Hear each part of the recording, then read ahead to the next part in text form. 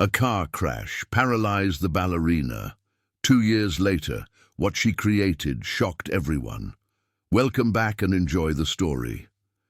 The peaceful suburban neighborhood of Westlake Hills, just outside of Chicago, was shaken to its core when the news spread about the tragic car accident that left a promising young ballerina paralyzed from the waist down. At just 23, Betsy Collins had been on the verge of joining one of the country's most prestigious dance companies. Now she lay in a hospital bed, staring blankly at the ceiling, her dreams shattered in an instant. The white, sterile walls of Northwestern Memorial Hospital seemed to close in around her as the reality of her new existence weighed on her chest like an invisible boulder. Dr. Silverman had delivered the news with practiced compassion, but no amount of gentle words could soften the devastating blow. The spinal cord injury is permanent. You won't walk again. 5 words that redefined her entire existence.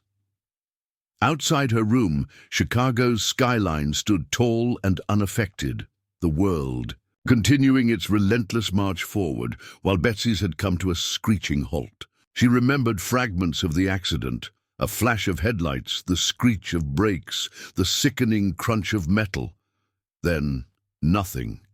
She had awakened to this nightmare, this foreign body that refused to obey her commands. Her legs, once powerful, instruments that had carried her across countless stages, now lay motionless beneath the thin hospital blanket, as useless as broken props from a forgotten performance. "It's time for your medication," a nurse said, interrupting her thoughts. Betsy turned away, refusing to acknowledge her. What was the point of pain medication when the real agony was knowing that her identity, the very essence of who she was, had been violently ripped away? The medicine might dull the physical discomfort, but nothing could touch the profound grief that had settled into her bones. The hospital room walls were bare, except for a single framed photograph that her mother, Natalie, had brought from home. Betsy, in mid-leap during her performance as Odette in Swan Lake last spring. The image mocked her now, a cruel reminder of everything she had lost. In that frozen moment, she had been defying gravity, transcending human limitations through sheer artistry and will. Now gravity had won its final victory over her. Natalie Collins sat quietly in the corner of the room, her silver-streaked hair pulled back in a loose bun, worry etched deeply into the fine lines around her eyes. At 68, the retired literature professor had always been Betsy's most devoted supporter, attending every recital and performance since Betsy first expressed interest in ballet at age 4. Now she watched helplessly as her daughter retreated further into a dark place she couldn't follow. "The physical therapist will be coming by later," Natalie said softly, trying to infuse hope into her voice. "Dr. Silverman says the sooner you start rehabilitation, the better." "What's the point?" Betsy whispered, her voice barely audible. "To learn how to live half a life? To wheel myself around and pretend that's enough?" Her eyes, once bright with ambition and joy, now reflected only emptiness. 2 hollow pools of faded blue. Natalie moved to her daughter's bedside and gently took her hand. "The point is that you're still here. The point is that this isn't the end of your story, just a different chapter than the one you planned." Betsy pulled her hand away. "Save the literary metaphors, Mum. This isn't one of your books where everything works out in the end. This is real life.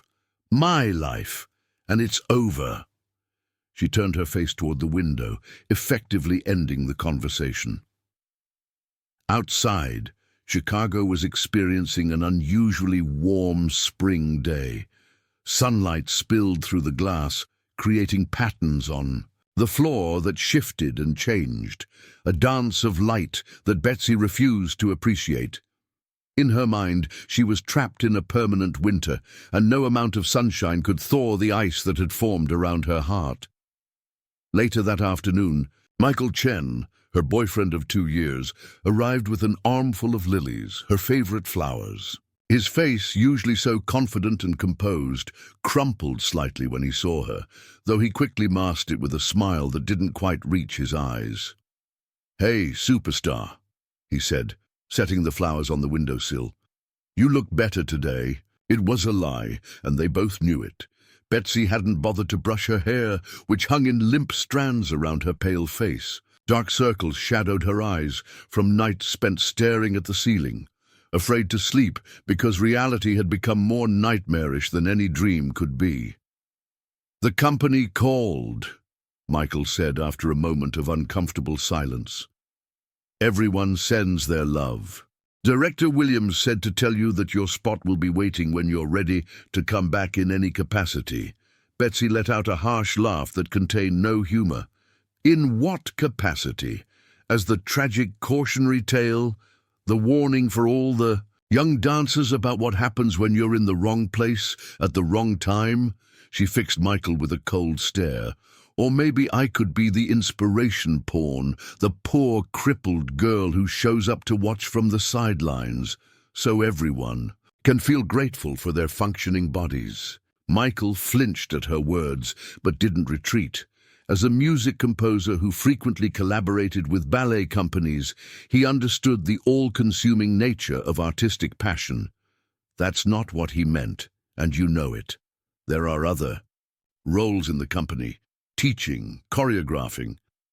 "I don't want other roles," Betsy snapped, her voice rising. "I want my role. I want my life back." The monitor beside her bed began beeping more rapidly as her heart rate increased. Natalie stepped in, placing a calming hand on her daughter's shoulder. "I think that's enough for today, Michael. Perhaps you could come back tomorrow?" He nodded, understanding.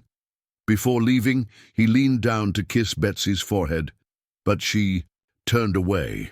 The hurt in his eyes was evident, but he said nothing as he quietly left the room. "You shouldn't push away the people who love you," Natalie said once they were alone again. "Why not?" Betsy replied, her voice hollow. "They'll leave eventually anyway. Won't they realize I'm not the person they loved anymore?" Natalie sighed, recognizing the depth of her daughter's pain. "That's not how love works, Betsy. And you are still the same person." "No," Betsy interrupted, her eyes flashing with sudden anger.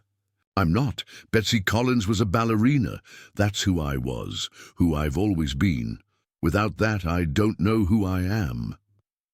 As dusk settled over Chicago, casting long shadows through the hospital window, Natalie watched her daughter drift into a restless sleep. She gently brushed a strand of hair from Betsy's face, her heart breaking for the difficult journey ahead. Betsy had always been defined by her graceful movement. Dancing wasn't just what she did, it was who she was. As a child, she would twirl around their living room, using broomsticks as ballet bars. By 16, she was performing lead roles in local productions. Her determination was legendary. She once danced through a sprained ankle to complete a crucial audition. This fierce independence made her current situation all the more devastating. For Betsy, dependency was worse than the physical limitations themselves. Having to rely on others for the most basic functions felt like a special kind of torture.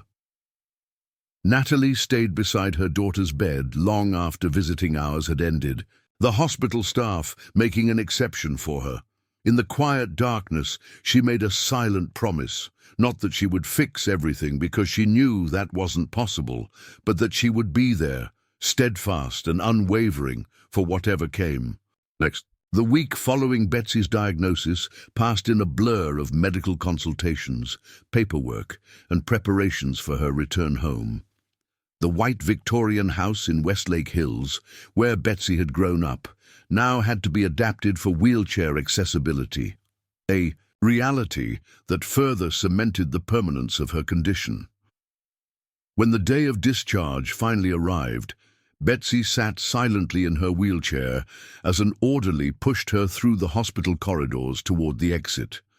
Each sympathetic glance from The staff, each well-meaning word of encouragement, felt like salt in an open wound. She kept her eyes fixed on the floor, refusing to make eye contact with anyone.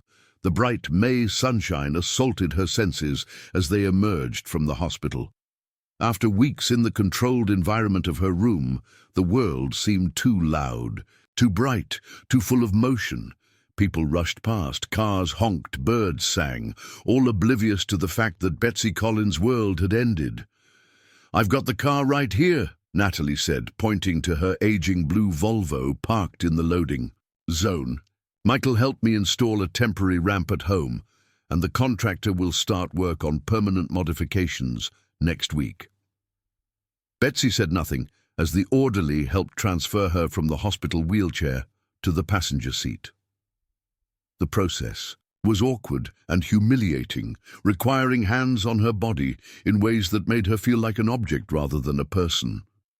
Once settled, she stared straight ahead, her jaw clenched tight. As they drove through the familiar streets of Chicago toward home, Natalie maintained a steady stream of light conversation, pointing out new storefronts and changes in the neighborhood.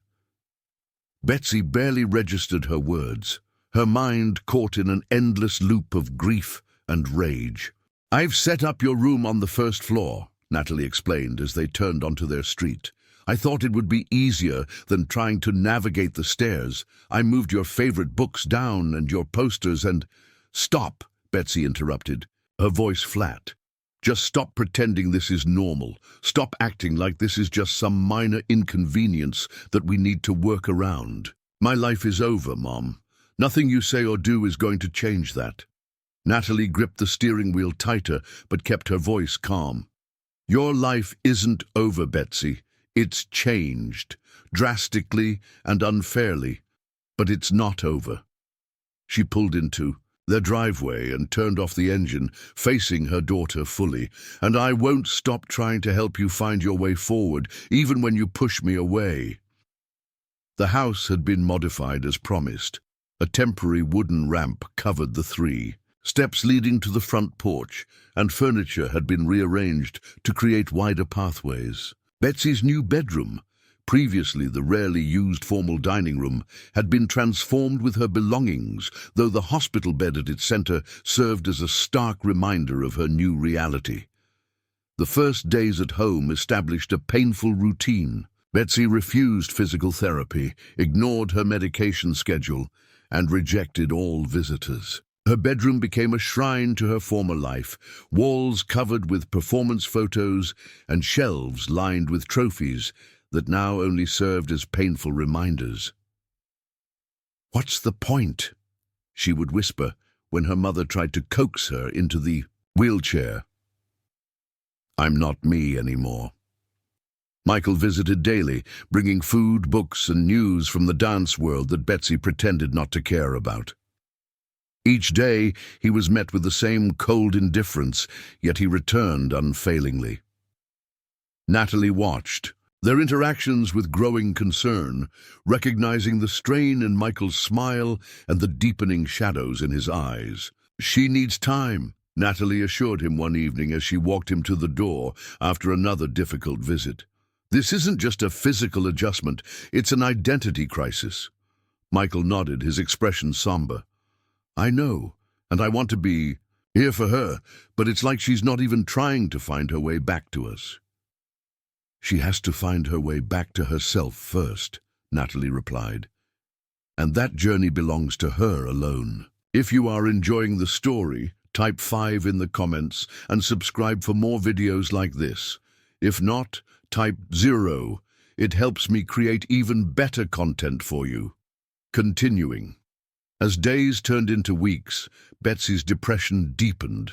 She slept most of the day, refusing to engage with the world beyond her bedroom walls. Food held no appeal, and she ate only when Natalie insisted. Her once athletic frame began to waste away, muscles atrophying from disuse, compounding the physical challenges she already faced. One rainy afternoon in June, nearly a month after, coming home, Natalie sat beside her daughter's bed, holding a small potted orchid. Its delicate white petals stood in stark contrast to its twisted green stem. "This flower was nearly disposed of at the garden centre," she explained, setting it on the windowsill where the filtered light could reach it. Its stem was broken, leaves withered.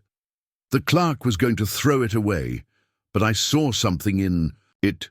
Betsy rolled her eyes, not in the mood for metaphorical lessons. "Subtle, Mom, really subtle." Natalie smiled, unfazed by her daughter's sarcasm. "I'm a retired literature professor, dear. Metaphors are my specialty." She adjusted the plant slightly. "But sometimes a flower is just a flower. I thought it might brighten up the room." Despite her dismissive response, Betsy found her eyes drawn to the orchid over the following days. From her bed, she could observe as her mother carefully tended to the damaged plant, trimming dead leaves, providing just the right amount of water, even speaking to it in gentle tones when she thought Betsy wasn't listening. "Against all odds," the orchid responded. A new leaf unfurled, vibrant green and perfect. Then, to Betsy's surprise, a small green shoot appeared at the base. Not a flower yet, but the promise of one. One morning, as Natalie was changing Betsy's sheets, the doorbell rang. "That must be the physical therapist," Natalie said, smoothing the fresh linens. "I scheduled an initial consultation." Betsy's expression hardened. "Cancel it. I told you I'm not doing that. Just meet with her." "Please," Natalie urged. "Listen to what she has to say. If you still feel the same afterward, I won't bring it up again." Before Betsy could argue further, Natalie left to answer the door. Minutes later, she returned with a woman Betsy recognized immediately. Eleanor Reed, her former dance instructor, now in her 70s and walking with a cane. The sight of the woman who had shaped her as an artist, now frail and diminished by age, struck Betsy like a physical blow. "Miss Reed," she whispered, instinctively trying to sit up straighter in her bed. "Still in bed at 10 in the morning?" Eleanor said, her voice as sharp and commanding as it had been in the studio. "This isn't like you, Elizabeth Collins." No one except Eleanor had ever called her by her full name, and the familiarity of it momentarily pierced the fog of Betsy's depression. "I'll leave you two to talk," Natalie said, quietly exiting the room. Eleanor settled herself in the chair beside Betsy's bed, arranging her cane against the nightstand. Up close, the years were evident on her face. Deep lines carved around her eyes and mouth, skin thin and spotted with age. Yet her posture remained impeccable, her gaze direct and unwavering. "I didn't come to remind you of what you've lost," she said firmly, cutting straight to the point as she always had. "I came because the community center needs someone to teach children the fundamentals of movement and rhythm. They need someone who understands the soul of dance, not just the steps." Betsy laughed bitterly. "And you thought of me, the paralyzed ballerina who can't even get out of bed?" Eleanor's expression remained unchanged. "I thought of my most gifted student, the one who understood that dance begins in the heart and mind before it ever reaches the limbs." "Poetry won't make me walk again," Betsy retorted. "No, it won't," Eleanor agreed, her voice softening slightly. "Nothing will. That's a reality you must accept." She leaned forward, her eyes intent. "But dancing and teaching dance are not the same thing. One you've lost, the other you haven't even tried." Betsy turned away, staring at the orchid on her windowsill. "I can't be in a dance studio again. I can't watch others do what I no longer can." "Can't or won't?" Eleanor challenged. "The Betsy Collins I knew didn't flee from difficulty. She faced it head on. That Betsy doesn't exist anymore." Eleanor stood, retrieving her cane. "Then perhaps it's time to discover who the new Betsy Collins might become." She placed a business card on the nightstand. "The offer stands when you're ready." Betsy refused to watch as Eleanor left, keeping her gaze fixed on the orchid until she heard the front door close. Only then did she reach for the card, reading the community center address before slipping it under her pillow. That night she dreamed of dancing, not the precise technical performances of her career, but the uninhibited twirling of her childhood before ballet had rules and expectations. In the dream, she felt the joy of movement without the pressure of perfection. She awakened with tears on her cheeks, a physical sensation breaking through the emotional numbness that had enveloped her for weeks. The following morning, for the first time since returning home, Betsy asked to be helped into her wheelchair. "I want to go outside," she said, when Natalie couldn't hide her surprise. "Just to the backyard. The walls are closing in on me." Natalie wisely contained her excitement, simply nodding as she assisted her daughter with the transfer from bed to chair. The process was awkward. Betsy was still learning how to maneuver her upper body to compensate for her immobile legs. But they managed without incident. The June air was warm and fragrant with blooming roses as Natalie pushed Betsy's wheelchair onto the back patio.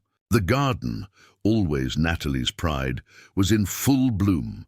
Roses, hydrangeas and black-eyed Susans creating a riot of color against the green backdrop.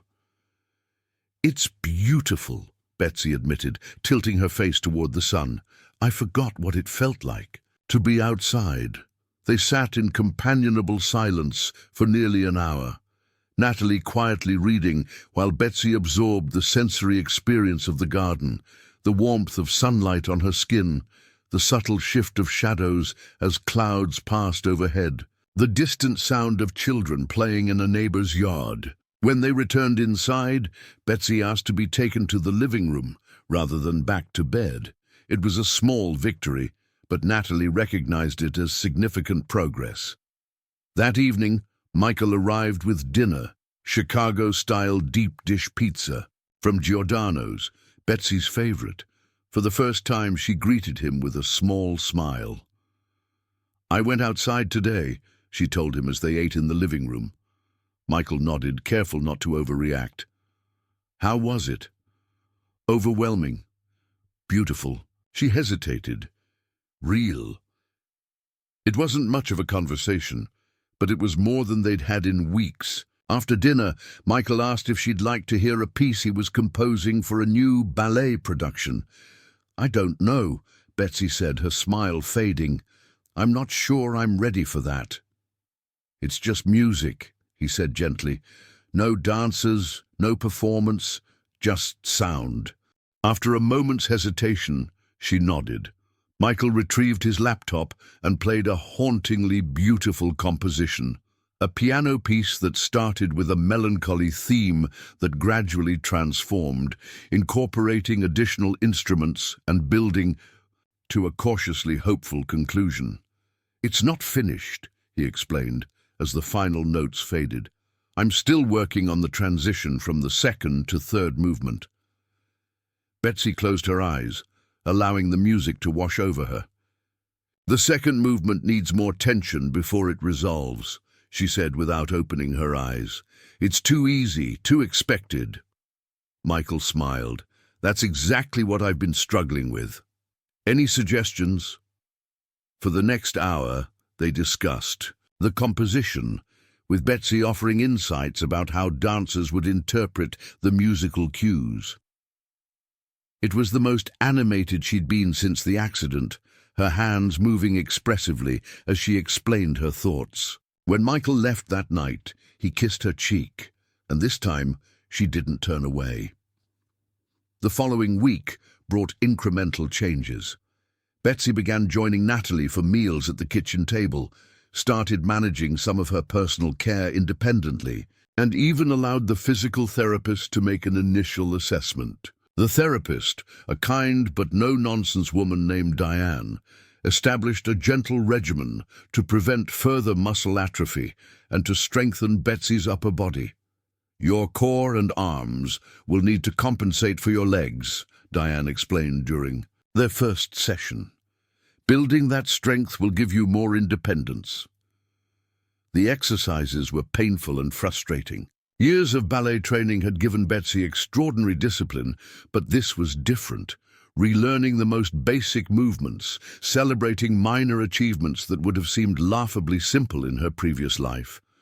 After one particularly difficult session, Betsy broke down, sobbing uncontrollably as Diane helped her back into bed. "I can't do this," she gasped between sobs. "It's too hard." Diane sat beside her, offering a tissue. "Yes, it is hard.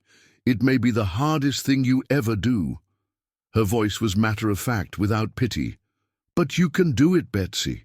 Not because you're a former ballerina or because you're special, but because humans are remarkably adaptable creatures. We find ways to continue." Later that day, after Diane had left, Betsy asked Natalie to bring her laptop. For the first time since the accident, she opened her email, finding hundreds of unread messages from friends, colleagues, former teachers, and many people she didn't even know who had heard about her accident. One email in particular caught her attention. It was from a 16-year-old fan named Lily who had seen Betsy perform as Juliet the previous year. "I don't know if you'll ever read this," the girl had written, "but your dancing changed how I think about art. It wasn't just beautiful, it told a story that I could feel in my heart. I'm so sorry about your accident. I hope someday you can find a way to keep telling stories, even if it's different than before." Betsy read the message 3 times, something stirring within her that she had thought was dead, a sense of purpose, a reminder that her art had mattered to others in ways that transcended the physical act of dancing. She began to reply, but stopped, uncertain what to say. How could she offer hope or wisdom when she was still lost in her own darkness? She saved the email as a draft, promising herself she would respond when she had something meaningful to share. That night, she dreamed again of dancing, but this time she was teaching children in a bright studio filled with light. In the dream, she moved differently, not with her legs, but with her hands, her face, her voice, guiding young dancers toward the joy she had once known. What does it mean to lose everything that defines you? And how do you begin to rebuild an identity from the fragments that remain? These questions haunted Betsy as she lay awake after the dream, watching dawn slowly illuminate her room. The orchid on her windowsill had grown stronger, its new shoot reaching determinedly toward the light. 3 months after the accident, a significant shift occurred. Natalie had been rearranging furniture to create more accessible pathways throughout the house. One afternoon, Betsy wheeled herself into the living room unexpectedly and found her mother attempting to move the coffee table, struggling with its weight. "Stop before you hurt yourself," Betsy said, maneuvering her wheelchair closer. "What are you trying to do?" Natalie straightened, brushing hair from her forehead. "I thought if we moved this against the wall, there would be more open space in the center of the room." Betsy studied the space critically. "It would be better to remove it entirely. And the armchair, too. This room has too much furniture." Over the next hour, they experimented with different arrangements, removing pieces that created obstacles and repositioning others to create a large open area in the center of the room. When they finished, the living room looked entirely different, more spacious, with clear pathways and an open central space. "What do you think?" Natalie asked, surveying their work. "It's better," Betsy said, wheeling herself around the perimeter of the room, testing the new layout. "But something's still missing." The next day, while Betsy was working with Diane, Natalie made a decision. When Betsy returned to the living room after her therapy session, she found a surprise. Her mother had installed a large mirror on one wall, similar to those in dance studios. "Mom," Betsy said, her voice catching, "what did you do?" "I converted our living room into a makeshift studio," Natalie explained, nervous about her daughter's reaction. "If you hate it, we can take it down." Betsy wheeled herself closer to the mirror, seeing her reflection, sitting in the wheelchair, hair pulled back in a simple ponytail, wearing a plain t-shirt and sweatpants. It was jarring to see herself this way, in a setting that resembled a dance studio. "I don't know if I'm ready for this," she admitted, her voice barely audible. Natalie placed a gentle hand on her shoulder. "You don't have to be ready. It's Just here, when and if you want it. That evening, when Natalie was preparing dinner, she heard music coming from the living room, a piano piece that she recognized from Betsy's ballet days. Quietly, she peered around the doorway. Betsy was in her wheelchair in front of the mirror, watching her own reflection as she moved her arms in precise, graceful patterns that mimicked the port de bras of classical ballet. Her expression was intensely focused, a furrow between her brows as she repeated the sequence, adjusting the angle of her wrists, the curve of her fingers. Natalie watched her daughter awkwardly attempting basic ballet positions. "That's not how it's done," Betsy muttered to herself, demonstrating the proper arm movements from her chair. It was the first time she had willingly engaged with dance. Since the accident, Natalie withdrew without making her presence known, heart swelling with a cautious hope. That night, she searched online for wheelchair dance and discovered an entire world she hadn't known existed. Dancers who used wheelchairs not as limitations but as extensions of their bodies, creating art through movement despite physical disabilities. The videos she found were revelatory, men and women performing intricate choreography, some partnered with standing dancers, others in groups of wheelchair users, all moving with grace and precision that challenged conventional notions of dance. Natalie bookmarked several videos, but didn't share them immediately, sensing that Betsy needed to find her own way back to dance in her own time. By the 4th month after the accident, Betsy had established a new routine. Mornings were dedicated to physical therapy with Diane, focusing on building strength and independence. Afternoons often found her in the makeshift studio, experimenting with movement, discovering what her body could still do rather than dwelling on what it couldn't. Michael visited regularly, sometimes bringing his keyboard to work on compositions while Betsy practiced. They began collaborating. He would play a phrase, and she would respond with movement, a non-verbal dialogue that bypassed the barriers of language and limitation. "You should film this," Michael suggested one afternoon after a particularly beautiful improvisation. Other dancers might find it inspiring. Betsy immediately tensed. "I'm not ready to be seen like this. I'm still figuring it out." Michael nodded, respecting her boundary. "Whenever you're ready. If you're ever ready, it's your journey." His unconditional support touched her deeply. That night, after he had gone home, she found herself thinking about how their relationship had evolved. Before the accident, they had been equals, both artists at the beginning of promising careers. Now his star was rising while hers had fallen, creating an imbalance that troubled her. "Do you ever wonder if you would be better off without me?" she asked him during his next visit. "Your career is taking off, and this." She gestured to the wheelchair. Michael set aside his notebook, meeting her gaze directly. "Do you know what I wonder? I wonder why you think my love for you was conditional on your ability to dance." His words pierced through her defenses, exposing the fear that had been lurking beneath her anger, that she was now unlovable, unworthy of the devotion he continued to show. "I'm not the woman you fell in love with," she whispered. Michael moved to kneel beside her wheelchair, taking her hands in his. "You're exactly the woman I fell in love with, stubborn, passionate, creative, and braver than you know. The dancing was just one expression of who you are, not the totality of it." Something inside Betsy shifted as she absorbed his words, a softening, a willingness to consider that perhaps her identity was more complex and resilient than she had believed. The next day, she asked Natalie for her laptop again, this time navigating to YouTube and searching for wheelchair dance.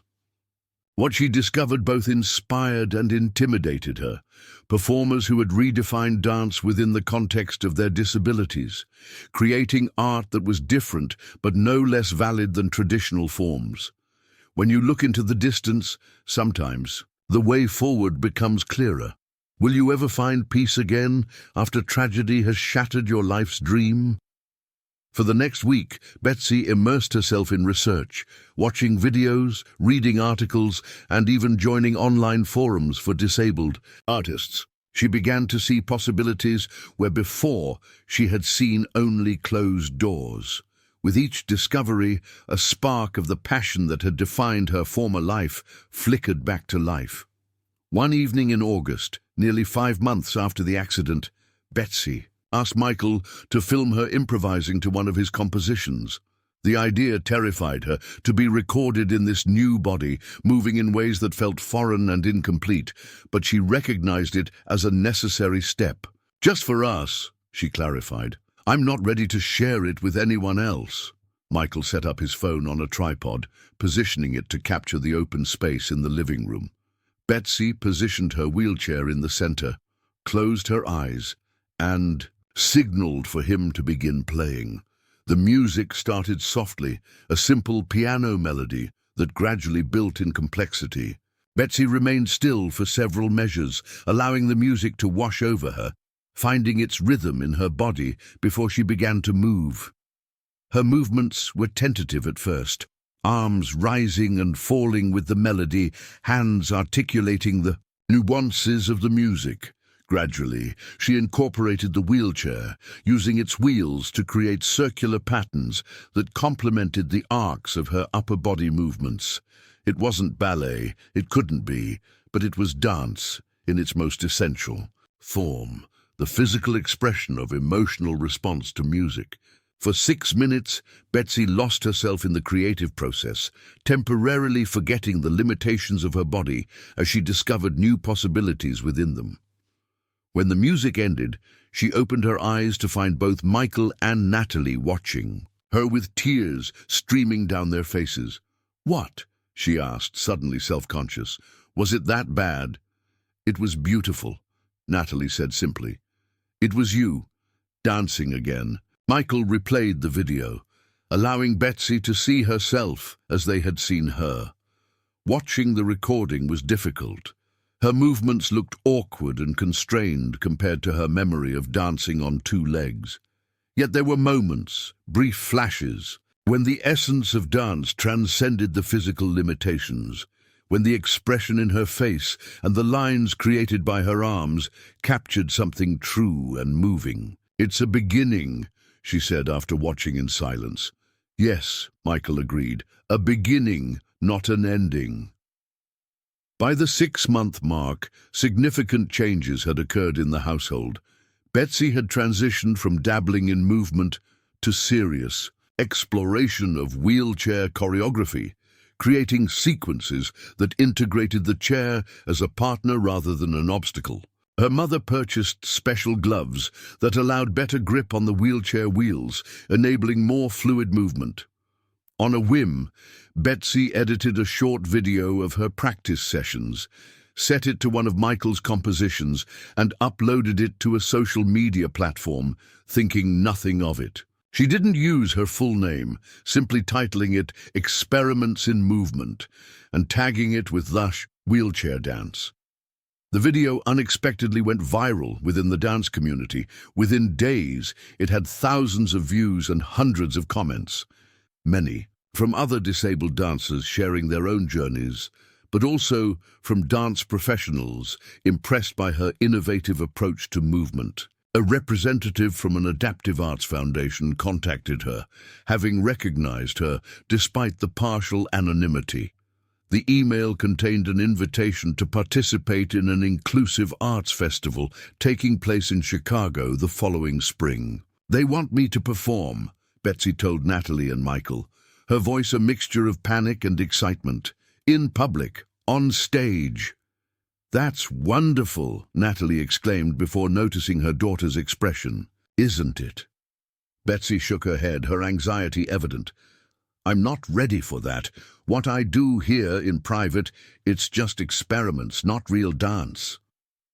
"It is real dance," Michael countered gently. "Different from what you did before, but no less valid." "Ah, the audience won't see it that way," Betsy argued. "They'll see a tragedy. the fallen ballerina trying to recapture what she's lost. Natalie sat beside her daughter, taking her hands. Or they might see courage, innovation, and artistry. But none of that matters unless you're ready. There's no timeline for this journey, Betsy. You don't have to say yes.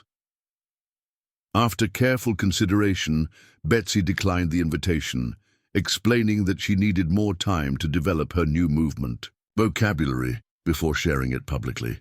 The foundation representative responded with understanding, keeping the door open for future participation when she felt ready. Despite refusing the performance opportunity, the attention from her video connected Betsy to a wider community of disabled artists. 8 months into their new reality, Natalie discovered her daughter had been secretly corresponding with other disabled dancers around the world, exchanging techniques and emotional support.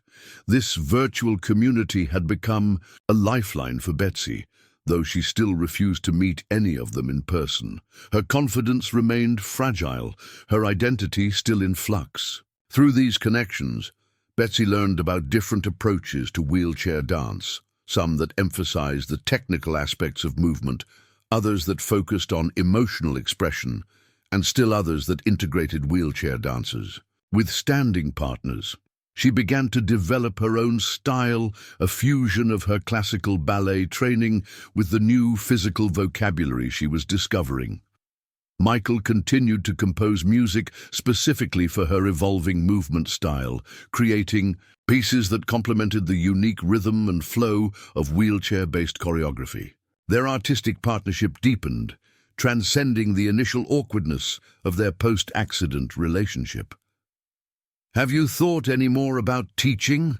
Michael asked one evening as they worked together in the studio space. "Ms. Reed's offer is still open." Betsy hesitated. "I'm not sure I'm ready to be around other dancers, especially children. Their questions, their pity." "Children are remarkably adaptable," Michael observed. "They might surprise you with their acceptance." The approaching one-year anniversary of the accident cast a shadow over both Betsy and Natalie. As the date drew nearer, Betsy became withdrawn again, her hard-won progress seemingly slipping away as memories of the crash intruded with increasing frequency. "I'd like to do something meaningful that day," Natalie suggested carefully. "Not to commemorate the accident, but to acknowledge how far you've come." "I haven't come far enough," Betsy replied, her voice tight with emotion. "A year ago, I was preparing for my debut with the Chicago Ballet Company. Now, I'm wheeling around our living room, playing at dance." "That's not fair to yourself," Natalie argued gently. "You've rebuilt your life from the ground up. That takes courage most people will never have to find." After much discussion, Betsy agreed to Natalie's suggestion that they spend the anniversary somewhere meaningful, the theater where she had given her final performance before the accident. Initially resistant, she eventually recognized the need for some form of closure. "Not the stage," she insisted, "just the lobby. I'm not ready for more than that." What they didn't expect was to find the historic Athenaeum Theatre in the midst of renovations to make it wheelchair accessible. Construction workers were installing ramps alongside the grand staircase, and signs announced the upcoming completion of accessible restrooms and seating areas. As they entered the lobby, the theater's director, Marcus Wilson, recognized Betsy immediately. He approached with a warm smile, careful not to express pity or excessive concern. "Betsy Collins," he said. "What perfect timing. I was planning to reach out to you." "To me?" Betsy asked, surprised. "Why?" Marcus gestured to the ongoing renovations. "These changes were partially inspired by your story. After your accident, several of our board members realized how many talented performers we were excluding with our inaccessible spaces." He paused, studying her reaction. "Would you consider consulting on our accessibility designs? We want to make sure we're getting it right."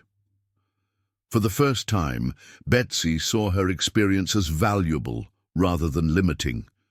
Using her insider knowledge of performance spaces, she began offering practical suggestions for the renovation, the optimal placement of ramps, the importance of accessible backstage areas, considerations for sightlines from wheelchair seating. This collaboration led to an invitation to choreograph a piece for the theatre's inclusive reopening gala, featuring dancers both with and without disabilities.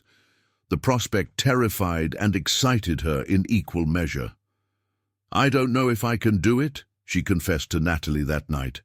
"Creating for others when I'm still figuring out my own movement." "Perhaps that's exactly why you should," Natalie suggested, "to discover together rather than alone." After weeks of contemplation, Betsy accepted the offer with specific conditions: that she would have complete artistic control, that the piece would be presented as contemporary dance rather than as an inspirational story, and that she would be credited simply as a choreographer, not as a former ballerina or accident survivor. The creative process reignited her passion for dance in ways she hadn't anticipated. Working with a diverse group of dancers, some with mobility impairments like her own, others with different disabilities, and some without physical limitations, forced her to think beyond her personal experience, to find a universal language of movement that transcended individual bodies. Though she still experienced moments of profound grief for her former career, she discovered joy in teaching others and developing new forms of expression. Her mother watched the transformation with quiet pride, supporting without overshadowing her daughter's journey back to herself. 15 months after the accident, the mother faced her own health challenge, arthritis that made it increasingly difficult to assist with physical tasks. The painful swelling in her fingers and wrists limited her ability to help Betsy with transfers and household management. She tried to hide her discomfort, not wanting to add to her daughter's burdens, but Betsy quickly noticed the changes. "You need to see a doctor," she insisted one morning when she saw Natalie wincing as she prepared breakfast. "And don't tell me it's nothing. I recognize pain when I see it." The diagnosis of rheumatoid arthritis wasn't unexpected given Natalie's family history, but it created a new dynamic in their household. Roles reversed as Betsy began developing strategies to help around the house, researching accessible home modifications and adaptive tools that would benefit them both. "We're quite the pair now," Natalie joked as they worked together to reorganize the kitchen with easy open drawers and lightweight cookware. "Between your legs and my hands, we make one fully functioning person." Betsy laughed, a genuine, unguarded sound that had once been common but had become rare since the accident. "We always were better as a team." Their relationship evolved into a more balanced partnership, each supporting the other's independence while acknowledging their interdependence. The hierarchy of caregiver and care receiver dissolved, replaced by mutual respect and collaboration. The reopening gala arrived 18 months after the accident. Backstage at the Athenaeum, Betsy experienced a panic attack, overwhelmed by memories of her previous life in the theater. The familiar smells, sounds, and sights triggered a flood of grief for the career she had lost. Natalie sat with her in a quiet corner, not offering platitudes or solutions, simply being present until the moment passed. "You don't have to do this," she assured her daughter. "Whatever you decide, I'm with you." After several minutes of deep breathing, Betsy straightened her shoulders and wiped her eyes. "No, I need to do this. Not for the audience or the dancers, but for me, to prove that I still belong in this world, just differently than before." The performance she had choreographed, a piece about transformation and resilience, moved the audience to tears and received a standing ovation. 7 dancers, including 3 in wheelchairs, created patterns of movement that emphasized connection and interdependence. Michael's music supported the choreography perfectly, building from tentative individual movements to a powerful collective. harmony, but the true triumph came afterward, when a group of young girls in wheelchairs approached to tell Betsy they had started dance lessons because of her videos. "You look like us," one of them said, her eyes wide with admiration. "You showed us we can dance too." In that moment, Betsy understood that her new path might reach people her previous career never could have touched. Her tragedy had opened doors for others, creating possibilities where none had existed before. "Thank you," she told the girls, tears flowing freely. "You've given me as much as I could ever give you." In the months that followed, Betsy began teaching regular classes at the community center, working with both disabled and non-disabled students. Her approach to instruction was revolutionary, focusing on the unique expressive capabilities of each body rather than trying to force everyone into standardized movements. 2 years after the accident that had seemingly ended everything, Betsy established a dance program specifically designed for people with mobility impairments. Her mother, now 70, volunteered as an administrative assistant, handling paperwork and scheduling, while her daughter focused on creative direction. The studio quickly became a community hub, hosting not only dance classes, but support groups and advocacy meetings.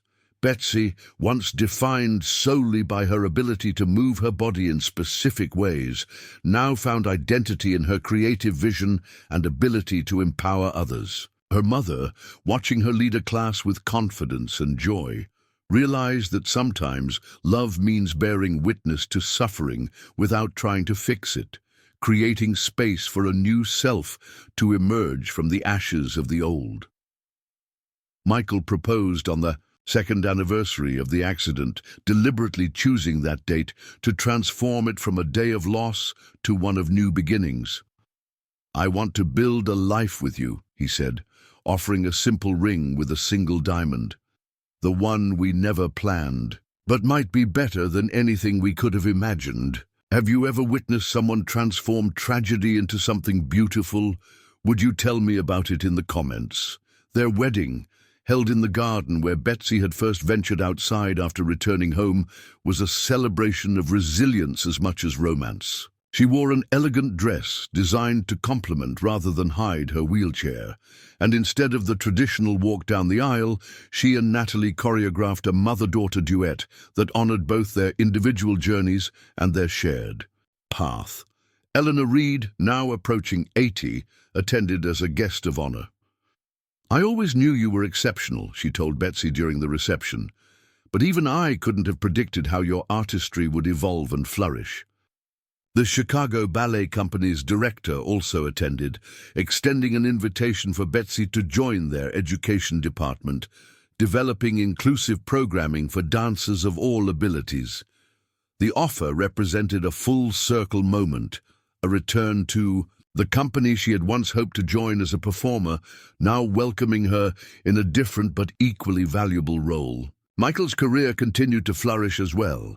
His compositions for wheelchair dance gained recognition in contemporary music circles, leading to commissions from dance companies around the country.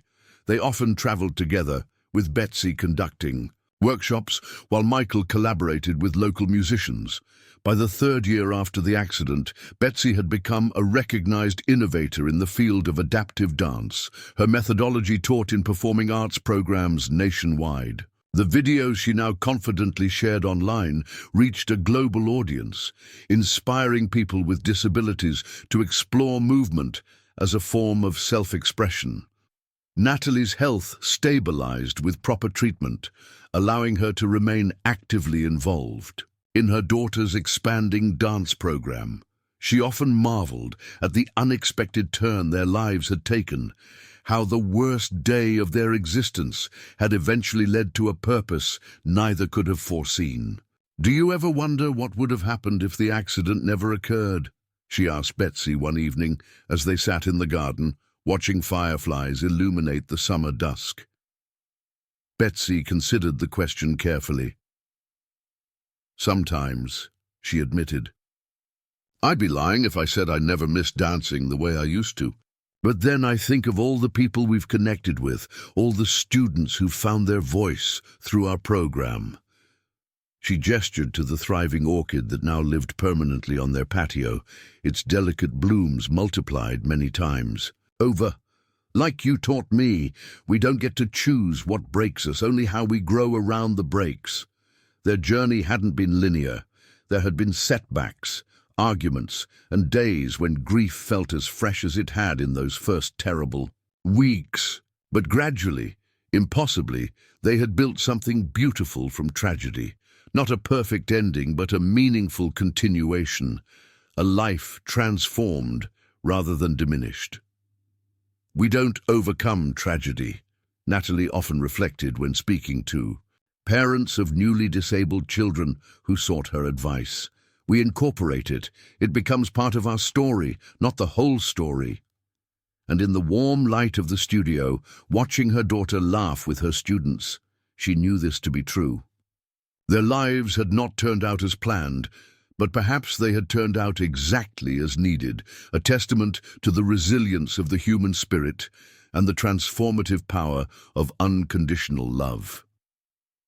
One autumn day, nearly 4 years after the accident, Betsy received an email from Lily, the young fan, who had written to her during those dark early days.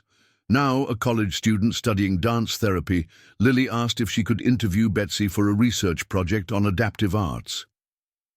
"I never answered your email," Betsy realized as they met for coffee near Lily's campus. "I saved it as a draft because I didn't know what to say." "You answered it with everything you've done since," Lily replied, gesturing to the thriving dance program Betsy had created. "Your response wasn't in words. It was in action." That evening, Betsy finally completed her reply to Lily's years-old message, writing simply, "You asked me to find a way to keep telling stories, even if it was different than before. Thank you for believing that was possible before I could see it myself." As Betsy prepared for an upcoming performance, a collaborative piece featuring dancers from her program, alongside members of the Chicago Ballet Company, she reflected on the long journey from that hospital bed to the present moment. The path had been neither straight nor easy, but it had led to a life rich with purpose, love, and creative fulfillment. The wheelchair that had once seemed like a prison now felt like a partner in her artistry. The limitations that had appeared insurmountable had become invitations to innovation, and the identity she had thought was irretrievably lost had instead been expanded, encompassing both who she had been and who she had become. Michael found her in the studio late one night, improvising a new piece. He watched quietly from the doorway, struck by the fluidity of her movement, the expressiveness that transcended physical constraints. "What are you thinking about?" he asked when she finally noticed his presence. Betsy smiled, a genuine expression that now came easily after years of rebuilding. "I was thinking about how we measure a life. Before the accident, I measured mine in pirouettes and performances. Now I measure it in connections and transformations." She wheeled closer to him, taking his hand. "And somehow, that feels more real, more lasting." In the years that followed, their definition of family expanded to include not only each other and Natalie, but also the growing community they had built around shared experiences of challenge and triumph. When they eventually adopted twin girls, Olivia and Emma, 5-year-olds with cerebral palsy who had been in foster care for most of their lives, their household became a living embodiment of the philosophy they had embraced, that limitations could be reframed as possibilities, and that family was defined by love rather than convention. Watching her grandchildren blossom under Betsy and Michael's nurturing care, Natalie often thought of that broken orchid she had rescued years ago, now thriving in its permanent place in their garden. From nearly being discarded to becoming a centerpiece of beauty, its journey paralleled their own, a testament to the potential for renewal that exists in even the most damaged beings. "Life doesn't give us what we expect," she wrote in the journal she had kept since Betsy's accident. "It gives us what we need to become who we're meant to be." And in the warm light of their home, surrounded by evidence of lives transformed through creativity, connection, and courage, she knew this to be the deepest truth of all. Will the pain ever go away completely? The answer is a complex symphony of emotions still unfolding. But isn't that what makes life an art form, rather than a simple narrative? As Betsy's dance program celebrated its 5th anniversary, a documentary filmmaker approached her about telling their story. Initially hesitant to revisit the darkest period of her life, Betsy eventually agreed, recognizing the potential to reach even more people who might be struggling with their own transformations. The resulting film, Redefined, premiered at the Chicago International Film Festival to critical acclaim. It showed Betsy not as a tragic figure or an inspirational stereotype, but as a complex artist navigating the reality of disability with honesty, vulnerability, and creative passion. "The accident didn't make me a better person," she stated candidly in the film's final scene, filmed in her bustling studio. "Trauma isn't a gift, and disability isn't a superpower. What transformed me wasn't the injury, it was choosing to create meaning from it, to build connection rather than surrender to isolation." As the credits rolled on opening night, the audience rose in a unanimous standing ovation. Betsy, sitting beside Natalie and Michael in the theater where she had once performed as a ballerina, felt a profound sense of integration, the past and present no longer in conflict but woven together into the tapestry of her life. Later that night, after the celebrations had ended and the house was quiet, Betsy wheeled herself into the garden. The moon cast silver light on the flowers, transforming the familiar space into something magical and new. She thought about the many versions of herself she had been: the determined child with a broomstick ballet bar, the rising star cut down. In her prime, the broken woman in a hospital bed, and now, the artist who had found her voice in unexpected circumstances. Each iteration was authentic, each a necessary step on the path that had led her here, to this moment of profound peace under a star-filled sky.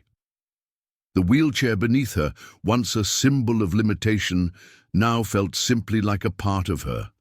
Neither good nor bad, just an element of her physical reality that no more defined her than the color of her eyes or the shape of her hands. Inside the house, Michael played softly on the piano, the notes drifting through the open window. Natalie sat nearby, her arthritis-curved hands working deftly on a needlepoint project designed by one of Betsy's young students. The simple domestic scene, so different from the high-drama world of professional ballet Betsy had once inhabited, filled her with unexpected gratitude. "We made it," she whispered to the night air, a private acknowledgement of the difficult journey they had traversed together. Through the darkness, through the grief, through the rebuilding, we made it to something real. And in that moment of quiet celebration, Betsy Collins, dancer, teacher, survivor, felt the final pieces of her fractured self come together, not into the person she had once expected to be, but into someone deeper, richer, and more authentically herself than she had ever imagined possible. Congratulations, type 9 in the comments so that I know you stayed until the end with me. Thank you for watching, and until tomorrow's story on this same channel.